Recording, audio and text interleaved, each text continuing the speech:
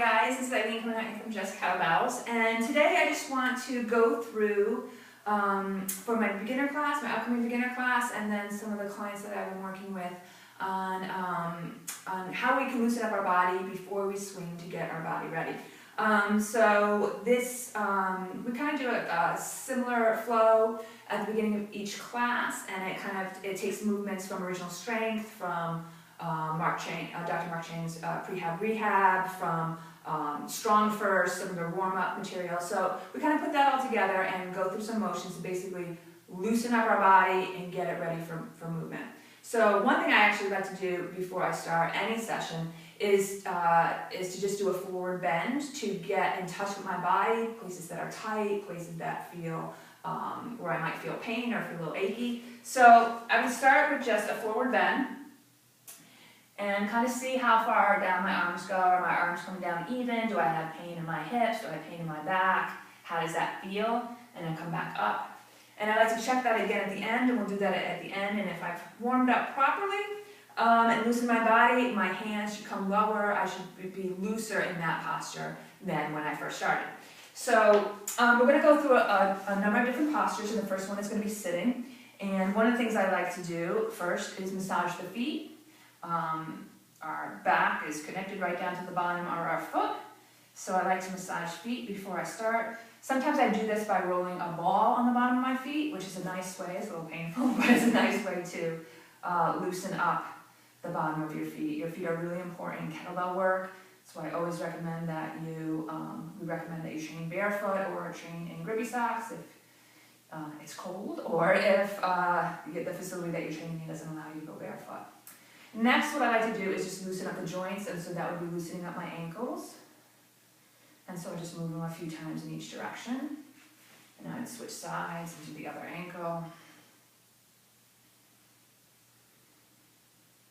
It's nice to move your hand through them because you generally get a larger range of motion than you will when you just move them yourself.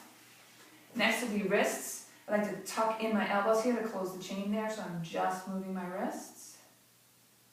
And then the other direction, and again, paying attention to where muscles seem tight or joints seem tight. Next, we're going to do elbows, come up, open.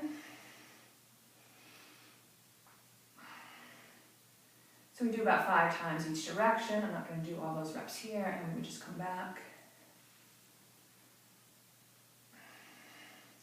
Next, I'd like to open up my chest muscles. Hands behind back, pull shoulders back, breathe in, and just really stretch through those. You can do this with your hands behind your back. You can also place your hands back and really breathe into that, just to open up your chest muscles.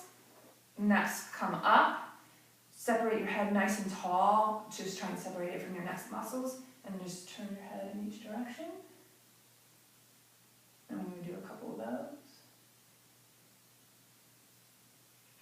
And so that would be pretty much our warm-up from the sitting position. Next, we would move into rolling positions.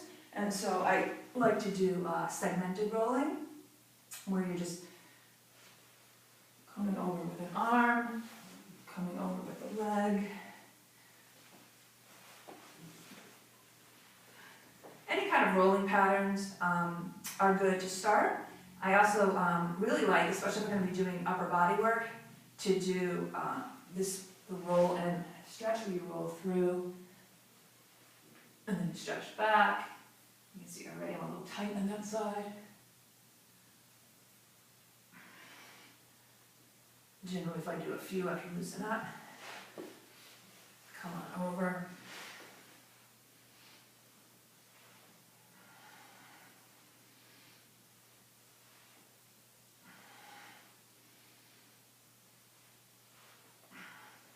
And then also just rolling on my back.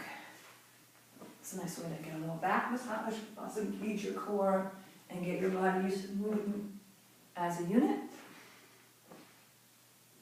After rolling patterns, we tend to like to do rocking patterns. So coming on all fours and rocking back and forth. You can rock with your toes up or flat feet, which gives you a little bit further extension. I sometimes like to alternate them. And then, of course, in this position, doing head nods, which I find really beneficial.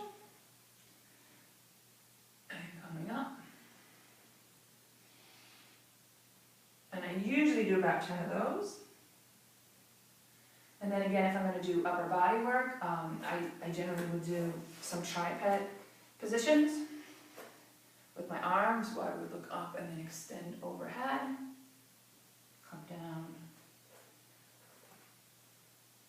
extend overhead, look forward, extend forward, and also extend back.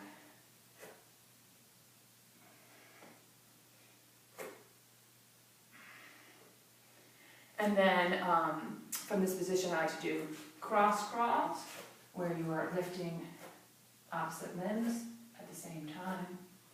You can also do them tapping.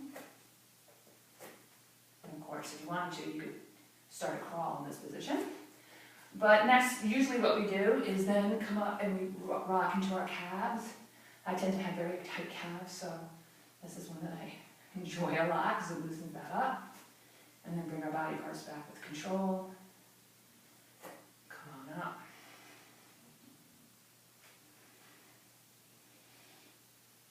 And bring it back with control. Then next do hamstring rocking. You rock back and forth here, getting a little rolling into this so that you get all your hamstring muscles loosened up.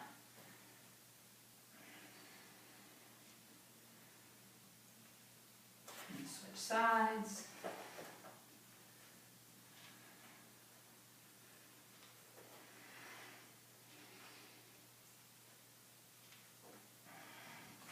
Come back to crawling, which are a little bear rocking, so come off our knees and then just rock in this position. Engages the abdominal muscles a little more. If you're getting really strong, you can cross crawl in this position. You can see me tipping a little bit.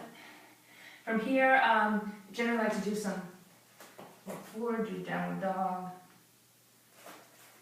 which is not one of my strengths. And then come into cobra. And maybe do a couple reps of that. And then walk it up.